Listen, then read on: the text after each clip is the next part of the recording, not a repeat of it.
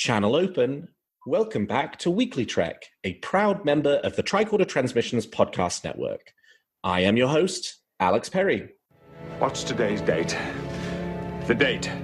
Today's show was recorded on March 7th, 2019, and is current through the Star Trek Discovery Season 2 episode, If Memory Serves. So beware of spoilers. All right, let's get into the show.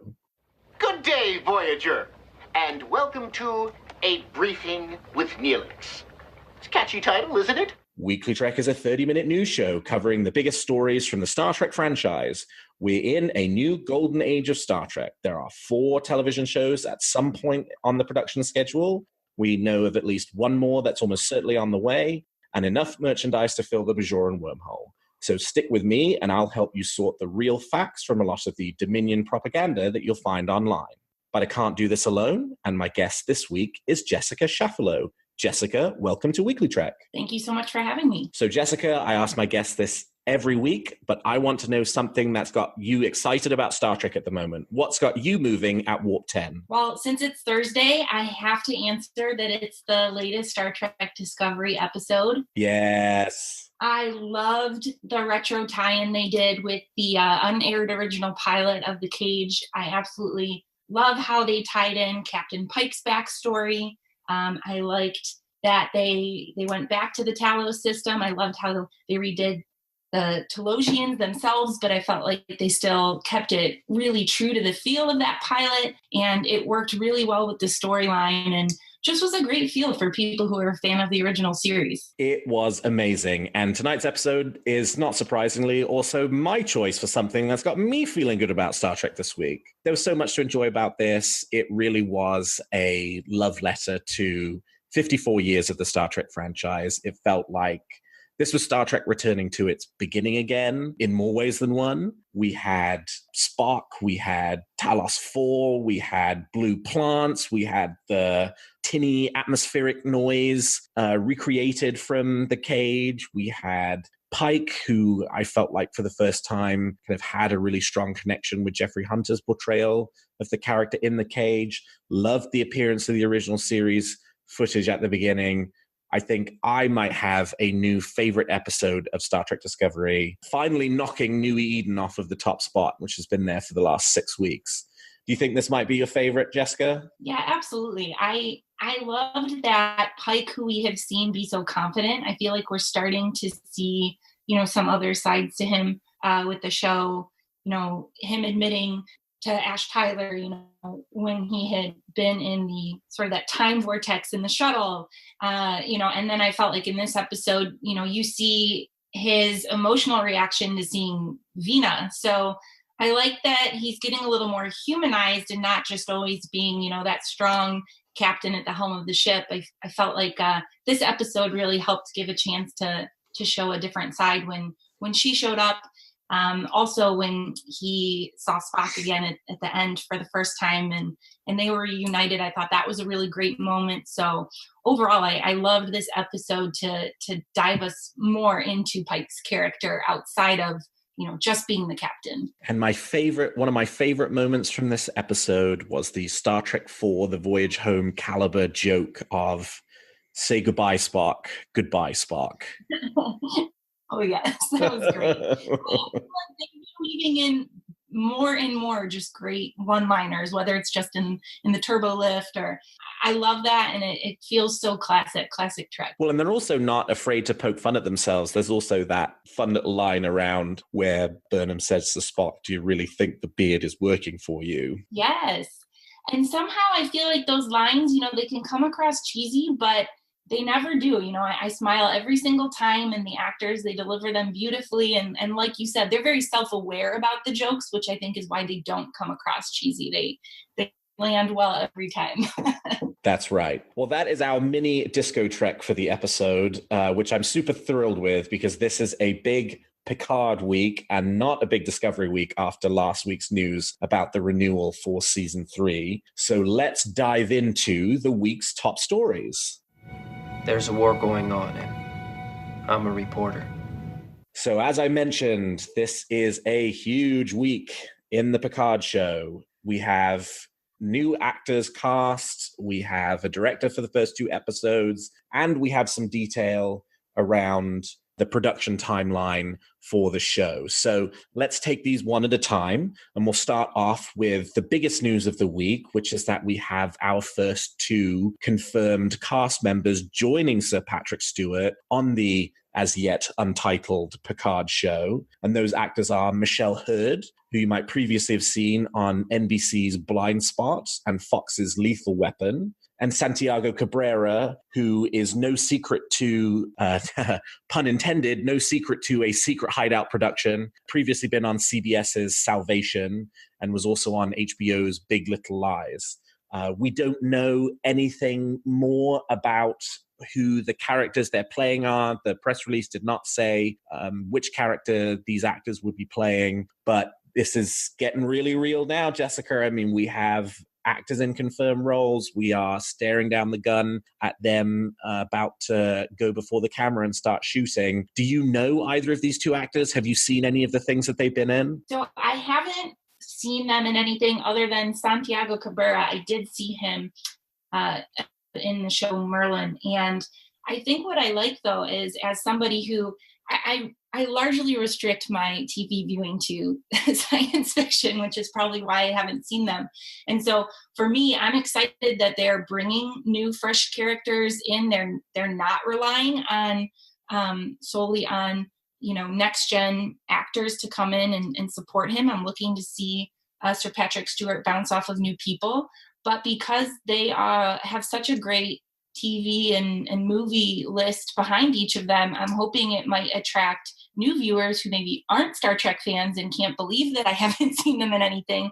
Maybe they'd be interested and check out the show, and it brings in some new Trekkies. So I'm excited to see what both of them do. And as you said, I'm excited to see some names confirmed because I've been nervous to be so hopeful about the Picard show. I keep waiting for there to be a reason why it needs to be canceled or it's not going to happen.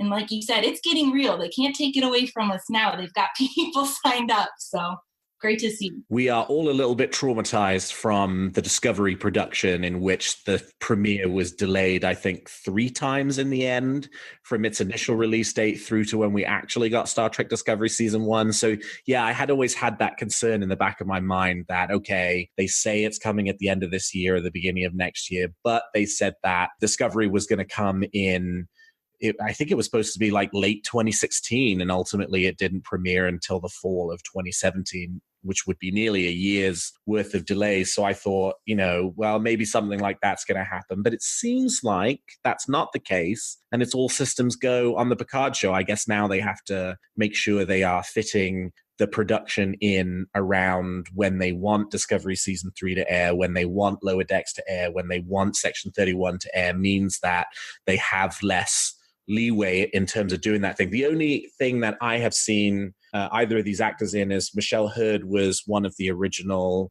cast members for Law and Order Special Victims Unit. So I've seen a bunch of those episodes and enjoyed her performance there.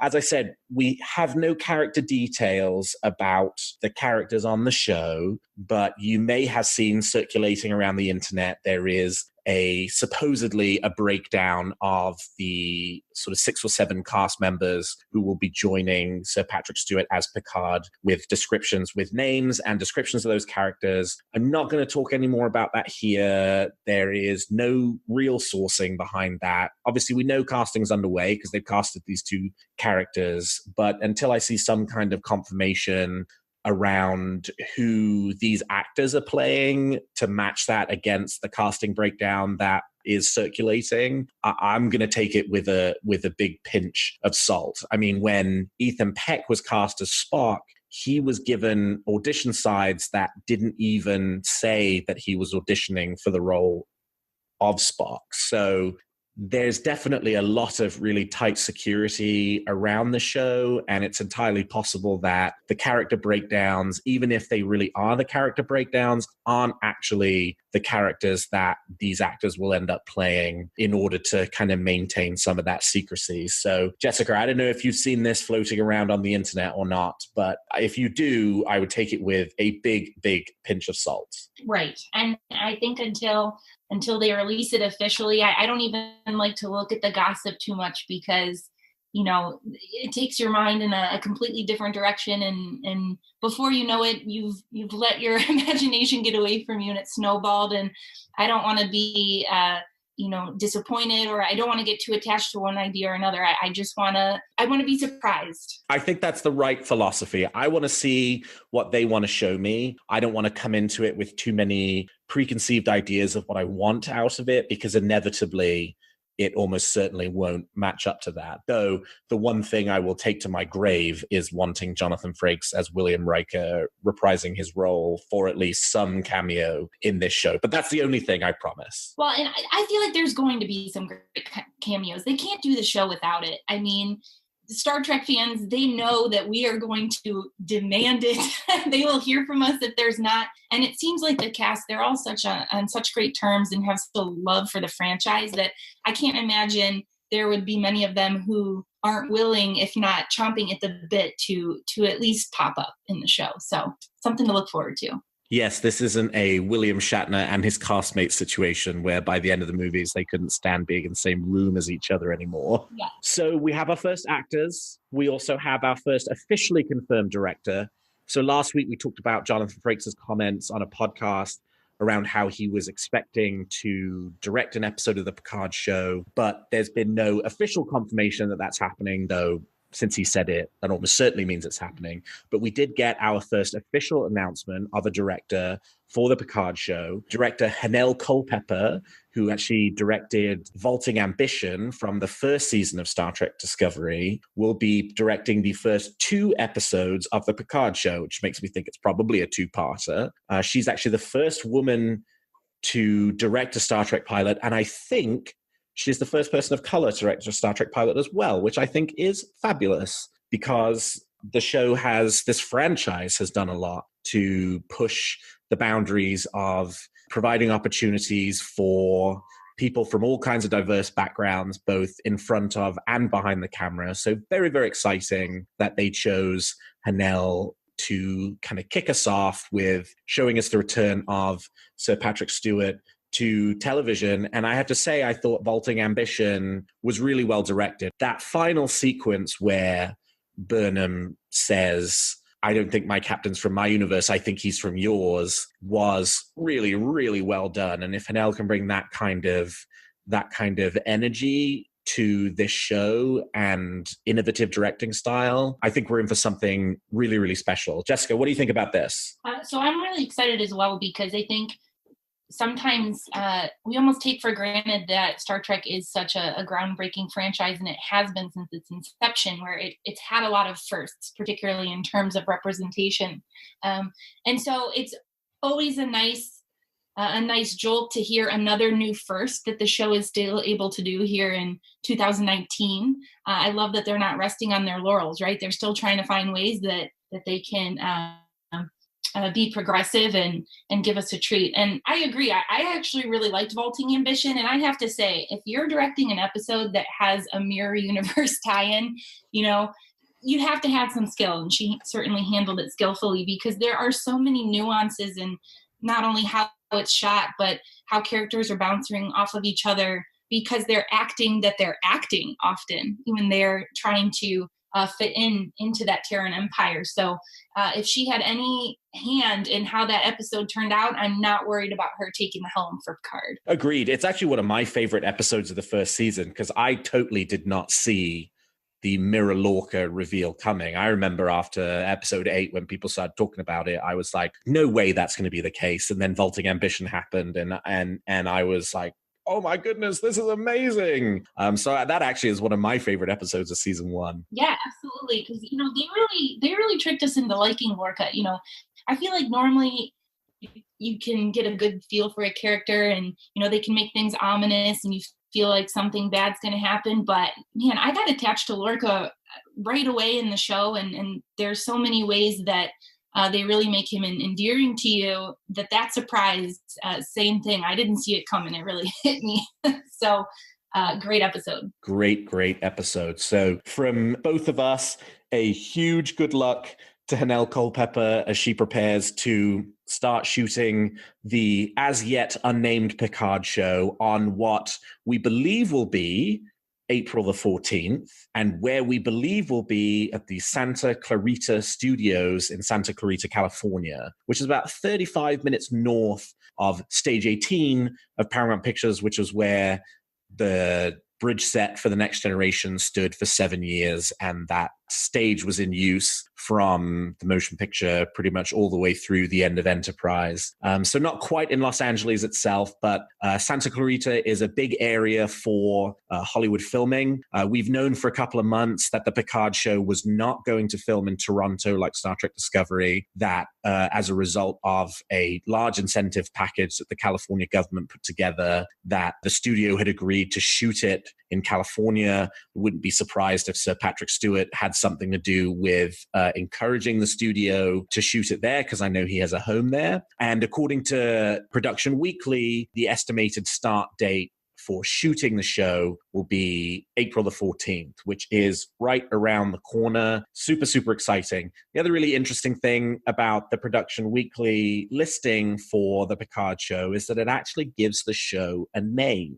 And it's a name we've heard before. It's Star Trek Destiny. Now, Destiny, for those who have been following this for the past 8 months since the show was first announced, was one of the show names that was trademarked by CBS shortly after the Picard show was announced, along with Lower Decks, which ultimately ended up becoming the animated show, Star Trek Reliant, which we've not heard anything more about. I think there were a couple of trademarks also around the Khan idea that Nicholas Meyer put forward that we've since heard is on hold. So I guess entirely possible that the Picard show ends up being called Star Trek Destiny. If that's the case, I'm still a little bit unclear why they won't just go ahead and tell us that that's the name. If that's been decided, it doesn't seem like it's that big of a spoiler. Sir Patrick Stewart had previously indicated in one of his interviews that part of the reason why they were not giving us the title was because it gave something important away about the show. I don't know that Star Trek Destiny does that, but that could be the name of the show, in which case I'm a big fan. I'm also a big fan of the Destiny trilogy of novels. Jessica, Star Trek Destiny, does that work for you? It works for me because it's Picard. I think, a lot of characters, I don't know if I would like the name as much, but particularly with the teasers on the storyline that we've got, I think we're all interested to see where he's at in his life, in his career, which it sounds like he's not anywhere close to where we left him in Next Generation, that ultimately, we want to find out his destiny. So that would be great. But I also like the shorthand nickname of people just calling it, Star Trek Picard, because again, I feel like only his character, only Sir Patrick Stewart could get away with it, where we're all invested in a show just about him. I'd love to see where they take it. Yes, the Star Trek version of Logan. Just call it Picard. I would watch that. I don't need to know who else is on board. Like I said, I think we're definitely going to get some good cameos, but I think he's one of the few characters and actors from the franchise who can fully carry a show on his shoulders alone. We all love Picard, and I think it'd be hard to find a Star Trek fan who wouldn't say that he's one of their favorite characters from the franchise. I am with you on that 100%. Well, shifting gears slightly, that's all the Picard show news this week, and I'm sure we've talked about this nearly every week since I took over the show in early January. And I think, especially now, shooting's ramping up and casting announcements are underway, we will probably be talking about the Picard show every week or close to every week until its premiere. But let's change tracks and look back in time, or actually look at a project that's looking back in time.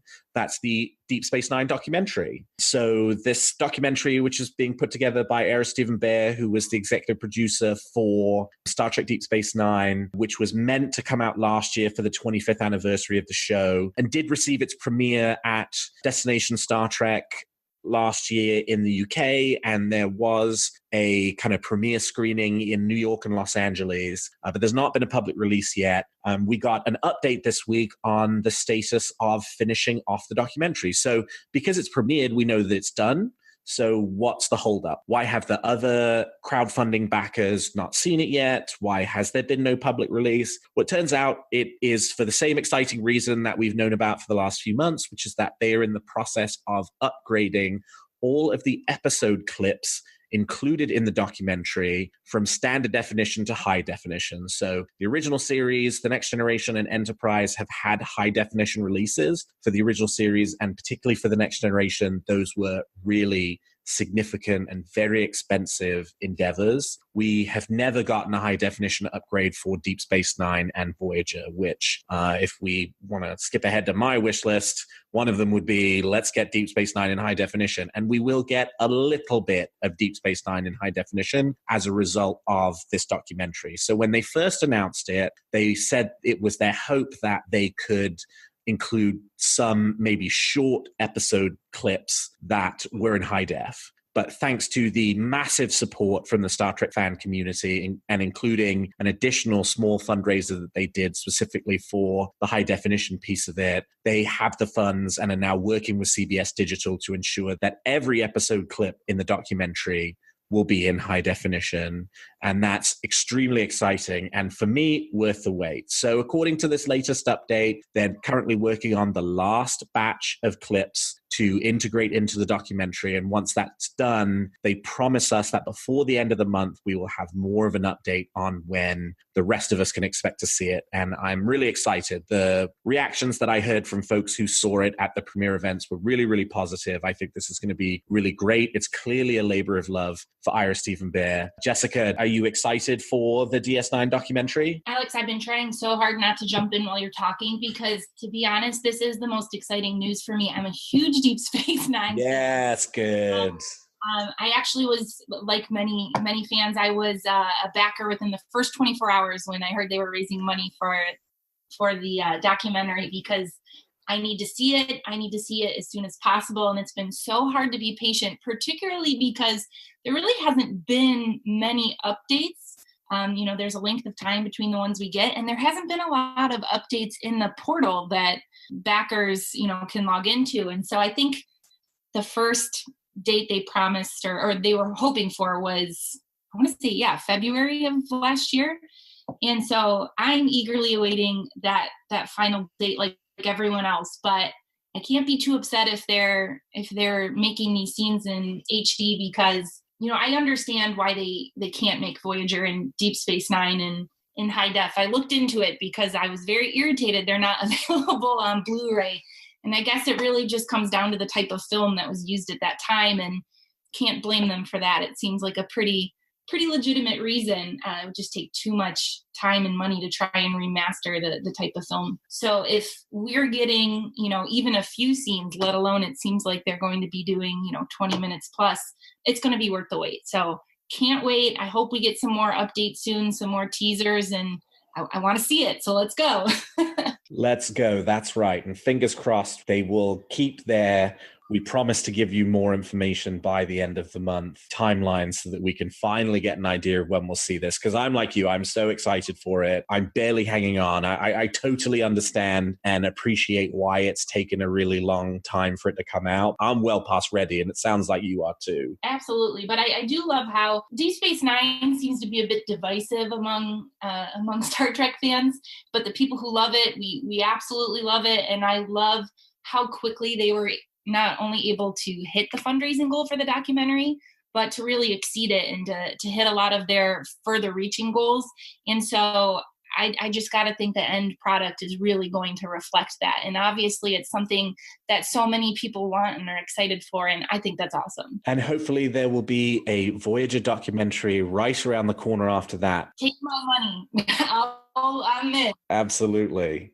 So turning from Deep Space Nine back to Discovery, we have a Cool bit of merchandise news from Star Trek Discovery this week. A new line of jackets from Volanti Design, who have done a line of Star Trek Discovery they're not really costumes, they're jackets based on the Discovery uniform style, without the kind of little mini deltas and with much more of kind of a casual outdoor wear, sort of subtle cosplay vibe to them. There are 4 versions, 3 with the division colors for the main Discovery uniform, and then a black version for Section 31.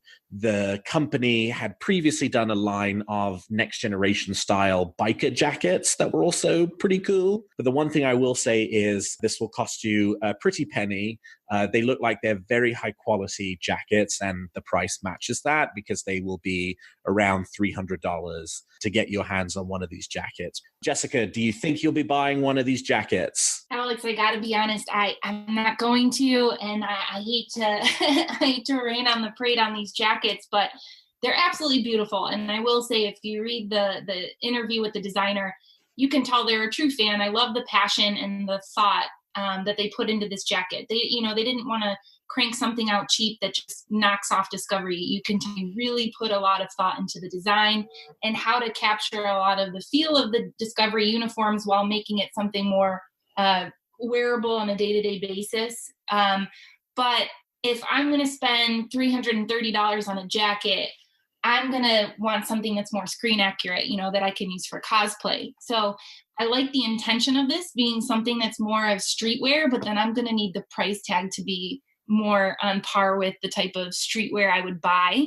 Because again, if I come across a few $100s to spare, I'm definitely going to go for something else. But I love what they did with it. And I would say for any disco fans who are into the look, the zipper is off center, which I know has been very contentious among cosplayers and some of the cheaper disco uniforms we're seeing. So that is part of them making sure they had some accurate representation in this jacket. So that's the pro that I'm going to end on. That is a totally fair point. If you're going to spend $300, you might as well spend $400 and get the Lenovo screen accurate Star Trek Discovery costume that you can wear to conventions and that comes with the pants as well. Mm-hmm. All right, we've talked about the facts. Now let's get to the fun part. You make some very good points, Captain. But it's still all speculation and theory. But before we leave you, it's time for our theory, wish, bit of speculation for the week about what we'd like to see from the future of the Star Trek franchise, from Discovery, from the Picard show, merchandise that we want, anything. So Jessica, let's hear your theory or wish for this week. So as we all know, CBS is teasing, 7 different Star Trek spinoffs, which I'm down to watch all of them. But the one I'm actually most excited about, I've been not hearing as much buzz on, and that's the Starfleet Academy pitch. Okay. Because I think it is so different than a lot of the existing shows within the franchise. I'd love to see something different. And I feel like a lot of times with Star Trek, what we love about it is that so much of the time they always figure it out, right? They always save the day. And I have to think if we're going through Starfleet Academy, they're not quite as seasoned. They're not quite on top of things. And I think it's a great opportunity to show a more lighthearted or sillier, more dramatic side to Starfleet. And we hear references throughout all the shows of these fun times, right, that they had back when they were in training. And maybe they went to the bar and they got in a fight or I would love to see some of that drama play out. And it makes me think of a Star Trek Voyager episode, actually, Good Shepherd, where you see the not up to par crewmen in the ship, right? They're not performing at acceptable levels. And there's a lot of comedy that comes into play there, but ultimately it's very feel good. And that's what I want to see out of Starfleet Academy. I think we've got such a great fast-paced drama with Disco, and I'm sure Picard is going to be another great serious drama that I'm down to see a little bit more on the lighthearted comedic side with Starfleet Academy. That's my wish. I can't wait to see more, and I hope they follow through on it. Yeah, this is the one that we really have heard the least about since, I guess it was this time last year, maybe it was a little later on in the year, Alex Kurtzman signed his deal that said that they were going to produce all of these Star Trek TV shows, and the trade publications ran, and that includes series to do X, Y, and Z. And one of them was the Picard show, and one of them was doing animated shows, and one of them was a potential Section 31 show, and one of them was a Starfleet Academy show. And I've kind of read people say that in the trade publications that it's still in development, but we've not gotten closer to getting a formal announcement for that one. Perhaps it's because they think the production slate is pretty full at the moment with the ones that they're working on. But yeah, I would really love for them to move ahead with that show. I think, again, on reaching sort of a wider audience of different kinds of people who might want to see a show like that, but who maybe wouldn't click with the Picard show because they're, a teenager who never saw The Next Generation. I think it's really important for Star Trek to be appealing to as many different kinds of viewers as possible. And this would be another way of doing that and giving us that Star Trek spin on the sort of, youth, young adult kind of TV storytelling. So yeah, I'm all in with you. I think I'm really, really hopeful that that one makes its way through development to a formal announcement and that we get another TV show. I mean, as far as I'm concerned, the more the merrier. Just keep throwing them at me. I'm all good. You got it. And I think you're exactly right. If you didn't grow up on Star Trek, or you haven't binge watched all the shows like so many of us have, some of these heavier dramas are harder to get into, especially if you don't get a lot of the references and nods to the franchise as a whole. But it sounds like this could be a really, nice, light, easily digestible introduction that, who knows, may bring people in deeper into the fold. Maybe after watching this, they'll get more into the classics that we all know and love. And like I said, I think it'll just be a great balance for the action, serious drama thrillers that we're loving in Disco and hopefully soon with Picard. So I hope they make it. Absolutely. So my theory this week relates to Section 31's appearance in Star Trek Discovery, and actually goes back to a conversation that I had with, I can't remember who my guest was. We were talking about the Discovery episode Point of Light, which was the first reference to Control, which at the time I had thought was at least inspired by David Mack's novel Section 31 Control, in which it had been revealed that Section 31 was controlled by an artificial intelligence that had secretly been responsible for guiding the activities of this covert organization that had helped sort of set up and keep the Federation alive at really important times, and actually had a really pivotal role to play throughout the entire history of the Federation. And we've not really gotten until this week a good sense of what Control is in Star Trek Discovery. And this week they did kind of mention that it was an artificial intelligence. And we know that if you saw the preview in next week's episode, they are continuing further down the Section 31 storyline. And there was nothing in the preview that kind of that said that this was going to happen. But I think they're going to continue exploring that artificial intelligence line. Probably not in the same way that David Mack did in his novel, not least because that was a Deep Space Nine novel that starred Julian Bashir, and that artificial intelligence was secret, whereas we had two characters, Leland and Giorgio, talking about it this week. So it's really not a secret in the Discovery timeline, at least for members of Section 31. But I think Star Trek is supposed to be telling us stories that reflect the situation and some of the questions that we are grappling with in our society at the moment, and artificial intelligence is one of those. So I think that there's going to be an AI kind of subplot to this story as it develops over time, and that will give us an opportunity to do some of that Star Trek grappling with an issue that we are really struggling with in the modern day. So that's my theory for this week. Jessica, what do you think about that? I love it. What could be more classic sci-fi than AI getting out of our control? It's like Skynet's going to take over the Federation. I love the Section 31 plotline, and I get why some people, feel, how come it's so secret up until Discovery and everyone sees the badge and know who it is? But that's why I like it. It's something that's been hinted about in a few of the Star Trek shows, but now we're really diving into it. And I think it serves as such a great foil because, the great thing about Star Trek is it's so optimistic and it really does highlight the best in humanity winning out. But ultimately that can be a little too cotton candy because we as humans, we aren't that perfect. And so I love that the Federation has a dark side. I think the dynamics we're seeing now with Pike and Lilo are really awesome. I think they're going to dive into that more. And what I liked about tonight's Disco episode is that we're really seeing the Emperor.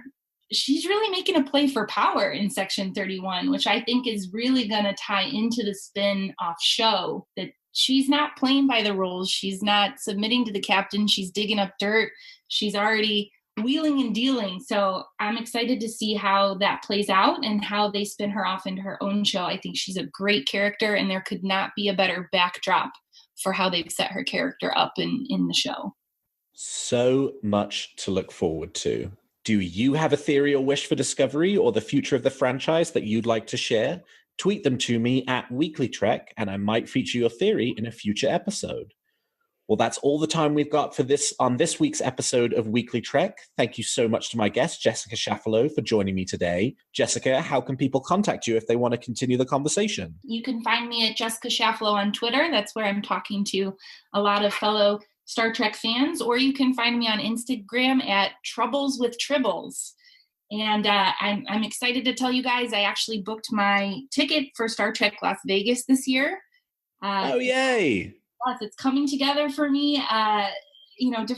Different pieces came together that I'm going to be able to make it. So if you're going to be there, please don't hesitate to reach out. Let me know. I'm going to do a lot of the meetups, and I'm hoping to meet more and more people in person there later this year.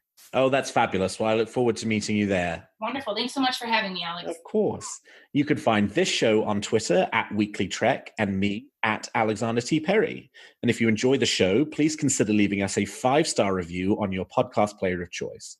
And please check out some of the other great shows on the Tricorder Transmissions. And if you like our shows, please consider also becoming a Patreon of Tricorder, which you can find at patreon.com/the Tricorder Transmissions. And lastly, if you're looking for Star Trek news on the internet, I hope you will turn to trekcore.com. Well, thank you, Jessica. Thank you to my listeners. And until next week, live long and prosper.